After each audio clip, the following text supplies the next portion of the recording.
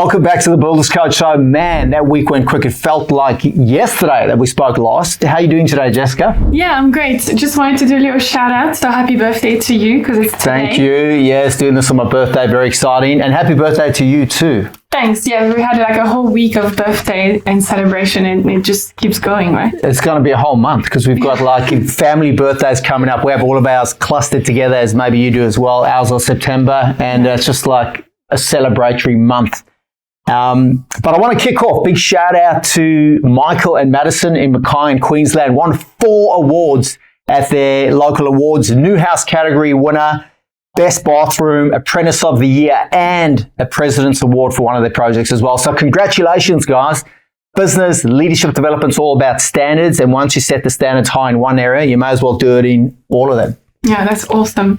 So let's kick off. Look, today I wanted to talk a little bit about marketing. Yes. I think you've got a few things that came from your builder this week. So just let's kick off. Some highly relevant content. I really want to talk about the one-horse race, marketing optimization, relationship marketing, because there's some new information there that is absolutely paramount that I'll share with you. But before we do, I found my shades. Awesome. There's a throwback to that monkey in Uluwatu who stole my other shades. I thought I'd lost these, but I hadn't.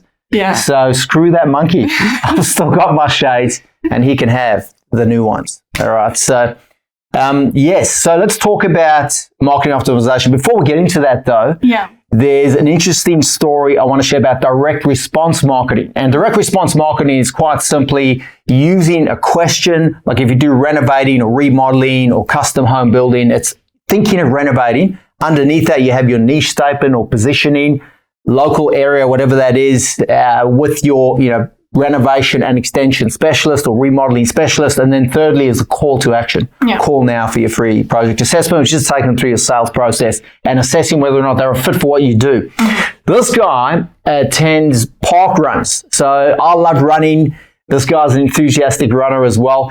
And every Saturday, there are 5-kilometer runs. They do them all over the world. So there'll be one in your area. Check it out, Park Run. And you basically get a tag. They time you for your 5 kilometers, and then they put you in your age group. So you can see where you sit globally, based on your age and your speed, which I think is brilliant. And it's not only for avid runners and people that are, peak performers. It's people that just want to get fit and healthy. So I'd highly recommend it. This guy's putting T-shirts on, putting the direct response marketing, those 3 things on the back of his T-shirt when he runs. So anyone behind him is going to see it. I think it's a brilliant idea. And it really comes down to target market. Like if you want to target people in a certain demographic, you can go do a park run in a suburb that you know is more affluent. Or if you want to just deal with people that are fit and healthy or have aspirations to be fit and healthy as well, like-minded, it's a great way to get your brand and more importantly, the phone to ring just using a novel idea like that. I've never heard of it before. I thought it was a great idea. No, that's an awesome idea. Let's switch into brand awareness because I do know that some of your builders are asking, about it. What is it and how? What can they do? So brand awareness, like a lot of business owners, let's preface by saying a lot of business owners make a mistake of thinking they need to push their brand out, so their business name and their logo. If you're not a national or multinational brand like Nike or Virgin, you don't need to do that, right? What you need to do is lead with your specialty, get that out there because you're a solution provider, let people know the specific solution that you provide. However, you can get brand loyalty and trust through association. And a good example of that is through schools. Like we have people that sponsor the local schools footy team. They get their name on the back of the jerseys. They get a banner up. If you can get a banner up on the gate where, the soccer mums are dropping the kids off, that sounds a bit sexist. Dads do it as well, right? But where people drop their kids off at school, they see your name, your company name, and they associate that with the school, and they obviously trust the school enough to send their kids there. And, people have a lot of loyalty and trust associated with that, and you get that transfer of trust that happens. You can also get your direct response marketing, like I just explained before, in the school magazine to get people to call, but obviously referrals as well. If you do a job for one of the parents at the school, then they can refer to other parents.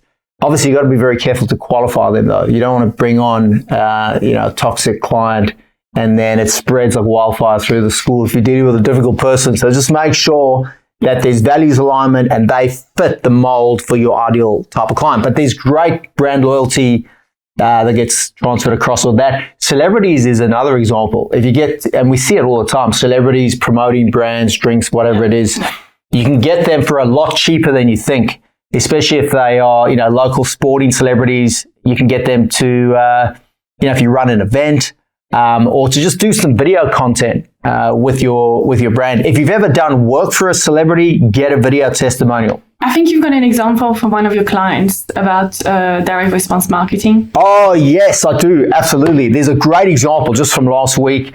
So once you've created a direct response banner, obviously you're going to put that up on your jobs, on your job sites, but you don't have to stop there. I've had guys put it up on their parents' home because it's located at a busy intersection where there's 5,000 cars a day going past. I even had a guy where his plumber lived near a busy intersection and he said, hey, just put your banner up on our fence, it's fine. But we had a guy last week where he contacted a local croquet club. And I recommend you do this. Go to your local sports clubs in your area or life-saving clubs and speak to the marketing person or ask to speak to the marketing person and just, find out how much it is to get a banner up on the fence. So this guy, Michael, did that, and $500 for the year to get their direct response banner up on the fence of the croquet club facing the street, 2,000 cars a day, one of the busiest streets in the town. So there's plenty of opportunities like that if you look. Yeah, that's definitely a good return on investment. Let's transition across relationship marketing. Yes. What do you have on that for us? Okay, well, firstly, I'll start by saying the single most powerful marketing strategy out there is networking and relationship marketing, okay? No doubt your best inquiries are referrals.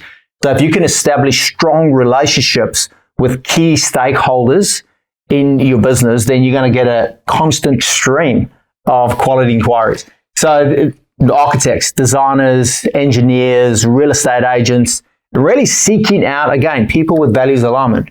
So one of our guys, interestingly enough, was talking to an architect, and the architect was really leaning in when this builder was explaining their pre-construction process and how they have engineered their process to ensure accuracy of the numbers.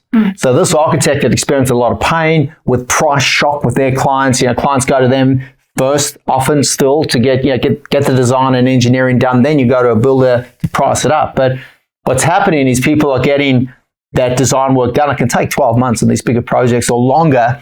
And then they get the final number from the builder, and it's way beyond what they want to spend or what they can spend, even worse. Yeah. So in this guy's case, the architect was really wanting to work with a builder at early stage, concept stage, when you've just got a concept design or a SketchUp, to really get the builder to look at the structure of the build and the different options available to bring the price more in line with what the client wants to spend, which is what's called value management. Yeah. And that's what I want to really talk about next as it relates to price shock, which is a big thing in the market right now. But it was fascinating. This guy was, he was literally in front of an architect. He was saying, I want to work with one builder, a one builder tender process, which is marketing optimization, where you eliminate yourself completely from the tender process. Talking about price and cost differences within the build, this week on your social media you spoke about price shock.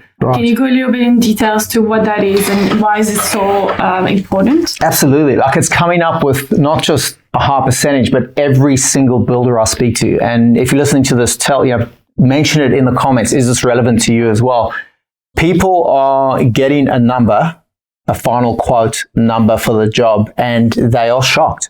They're falling off their chairs, right? So clients are shocked, architects and designers are shocked, builders are shocked. So the builders doing the quote, when they get the numbers, they are shocked, and they're often second guessing themselves, thinking, hey, have I made a mistake here? But it doesn't end there. The estimators, the guys that are the best people at quoting jobs accurately that I know of in the country and the world, are shocked as well. They're looking at that final number going, something's wrong. Now, I'm having conversations, and I'll just give you one example. Last week, I was speaking to a couple, and this is unbelievable. Their client's budget was around $500,000. Yeah. They went through the design process, as people do. You go to an architect or designer first, let's get the design done. They had engineering done. The quotes came in at $1.4 million. Like we were laughing about it because it's absurd. It's ridiculous. It's It's almost, like how can that even be a thing? And I heard recently, like in the US, the inflation and the cost of building has gone up around 40% in about 3.5 years. So these are just rough numbers. And I thought that was insane, like 40%. And I was talking to this couple about that. And they were like, I wonder what the numbers are here in Australia. And it would be great to have numbers that reflect our specific location. So after the call, I jumped online. I thought, hey, let me see if I can get some specific numbers. And this builder's wife who was on the call, she's an ex-real estate agent. So she was like, wouldn't it be great if we had a graph that showed the numbers now, the inflation, the rising build costs and labor, and then how that reflects in previous years. So looking for something like that. And I stumbled across an article from a company called Domain that you'd be familiar with. Their biggest competitor, realestate.com, who's in the US as well, has more visits to their website than any other website in the country, more than 500,000 unique visits every month. Their article stated that there's been a 53% increase in build cost in 3 years. So you go January 2021, if you had a budget of $320,000, that's equivalent to $490,000 today. 490, call that 500. So 300 plus 500, that's like having $1 million to spend 3 years ago. And 3 years ago feels like yesterday. And now we need $1.5 million. Okay, it is absolutely absurd, but it's no wonder people are having price shock when they get the numbers, and a percentage of people are shooting the messenger. So they're looking at the builder, looking at you and going, hey, you are ripping me off. Something's wrong with your pricing. How can the numbers be so high? And you can't blame them because that's absurd. Those numbers are absolutely absurd, but it's a reflection of the money printing and all the bullshit that we've been through the pandemic. But, this is such important information to communicate to your clients up front. Like I'm saying to my guys, they need to talk about this on day one. This is all about managing client expectations. Point two, a credible third-party piece of evidence like this article to say, hey guys, just so you know, this is the reality of the situation as it relates to build cost, right, and where they've gone in the last 3 years. So that should be a day one conversation. Then, and this is the most important part of the meat and potatoes that we're going to talk about here with network marketing and a one-horse race and marketing optimization. With every problem comes an opportunity. So there is a huge opportunity here for you as a builder to value manage. And when I say a huge opportunity, there is no one else. There is no architect, no designer, no engineer, no real estate agent, no quantity surveyor with a bill of quantities who has a builder's lens that they can look through, the point of reference and the unique ability and skill set to be able to look at different build process options, materials, trades, to massage the numbers to get people's budgets to align with what it is that they want to build. All right. And if you get involved early stage, again, most people go into an architect or designer first. They wait until they've got all their hard documentation done. Then they get in the number and the price shock. You can get in at concept stage. And we've got a guy who's doing this exceptionally well, and he's looking at the build footprint. And he had an example where the architect was able to move a wall in on a project on someone's house by 0.5 meter, which didn't really impact what they wanted to achieve with the build that much. You probably wouldn't even notice it, but it reduced the cost by $150,000. And they could then redirect that spend towards fittings and fixtures and achieve the sort of finish that they wanted on the build. And that's what you want, right? As a client, you want to know that if you make this small change to your plan, it's going to impact your budget in this amount, etc. Right? Yeah. So massive value for the clients also. We'll put the article that you're talking about into the show notes. In the show notes, yeah. So you can have a read through it. Okay, but that's not all, right? So there's step one, manage expectations. Tell people the reality of the situation. And yeah, the truth will set you free. And obviously the truth hurts, but whatever pain they experience when they find out that the $1 million 3 years ago, they now need 1.5 mil, that pain is going to be 1/10 of them going through 12 months of design and documentation and engineering and then finding out that they can't afford to proceed. Right? So have that uncomfortable conversation up front and you will earn credibility and respect. It's also going to demonstrate that you know what's going on. Plus, if it's credible third party, it's some other platform that, let's face it, that domain site, and that's just one example, does not exist to protect or defend builders. No. If anything, they're there to protect the consumer. So you can say, look, they just point to that. source of information. So there's that. There's managing expectations. Secondly, there's value managing, because then you can say, look, because of this, it's never been more important for you to get a builder involved early on in the process, and also a builder who can collaborate with the architect and designer. Ideally, if you already have existing relationships with these people, then they will understand you, you'll understand them, and together you can massage the design and the build process and everything to, again, fit the budget. All right. Now, here's the clincher. Okay. Here's the one builder tender process. When someone goes through that process with you as the builder, they're not going to do it with another builder. So it's going to be you working with them through the pre-construction phase. And then when you get to the final number and it fits with their budget and they're happy with what you're gonna create for them as the builder, it's extremely unlikely, almost impossible, that they're now going to go find another builder. Yeah. So it's a one builder tender process. Mm-hmm. So you've just eliminated yourself from that tender process. And what's that worth to you in terms of time, in terms of peace of mind? And if you can then pick and choose the architects and designers you work with and the clients you work with and the location and the type of jobs that are in your wheelhouse that you can do best, I believe that, that's game changer, and there's a window of opportunity now. Again, because the bigger the problem, the bigger the opportunity. Because of this problem that people are facing, you have a major opportunity to step up and become that solution provider. Okay, that's all we have time for, but just remind us of your upcoming events. Yes, can't wait to go over to Western Australia, beautiful Perth. We've got our marquee event on Friday, the 20th of September, but on Wednesday, the 18th, I'm going to be doing a keynote speaking gig for a breakfast function with the HIA over there. So if you're in the Perth region, or even if you're not, make sure you come and join us. It's going to be fantastic. Also, Sydney, 18th of October, Melbourne, 1st of November, and then another event that we've penciled in before the end of the year as well. Watch the space. Thank you so much for joining us, and thank you as well, Jess. Thank you. Goodbye.